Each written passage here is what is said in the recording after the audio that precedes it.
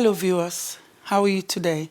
My name is Biodun Segun, pastor of Treasure House of God, a parish of the Redeemed Christian Church of God in Hemel-Hempstead. We're reflecting from the Open Heavens Devotional by Pastor Adeboye. And our topic today is Deal with the Noise. Our Bible passage is taken from Proverbs chapter 4, verses 20 to 22. My son, give attention to my words. Incline your ears to my sayings. Do not let them depart from your eyes. Keep them in the midst of your heart, for they are life to those who find them and health to all their flesh. Our memory verse, Proverbs 4, verse 20. My son, give attention to my words. Incline your ear to my saying. Our reflections. Our memory verse today encourages us to give attention to God's words and incline our ears to His sayings. In today's technology-filled world, there's so many things clamoring for our attention. We must make a conscious effort to incline our ears to what God is saying. Sometimes this may require us to be silent before the Lord, but often we just need to be able to distinguish our Father's voice and from all other voices. Interestingly, a technical definition of noise is irregular fluctuations that accompany a transmitted electrical signal, but are not part of it and tend to obscure it. Anything that tries to obscure the message that God is trying to transmit to you is not part of it and must be dealt with. Fear can obscure the true message of faith, and we must therefore deal with fear. If you are listening to music and a noise from outside or another room begins to overshadow your music, what do? You will turn your music up louder. That is what we need to do.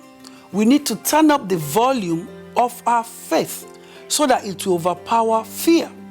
Unfortunately, we often turn up the volume of fear and meditate on these thoughts instead.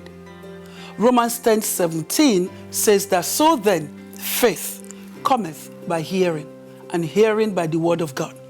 This means that to build our faith and deal with fear, we must meditate on the truth of God's word. We're told that faith comes by hearing, so we must speak out the word so that we can hear it. Ask a student how he concentrates on his studies when there's a lot of noise around, and he will tell you that he shuts out those other noises. It is possible physically to shut out unwanted noise and focus on one particular sound. It is also possible to do so spiritually. John chapter 10 verses 4 and 5 says, and when he brings out his own sheep, he goes before them, and the sheep follows him, for they know his voice. Yet they will by no means follow a stranger, but will flee from him, for they do not know the voice of strangers. You have to develop your relationship with God so that you will know his voice. A sheep is very submissive, and we must be too. We must purposefully treat every noise that obscures the voice of God as an enemy and cut it off of our lives. When the word is being ministered in our churches, do we listen at all, or are we busy talking to other people, gossiping, or sometimes we fall asleep? I'm praying for you today that the Lord will empower you, that the word that will save you, the word that will touch your life, the word that will grant you breakthrough, you will be attentive to it.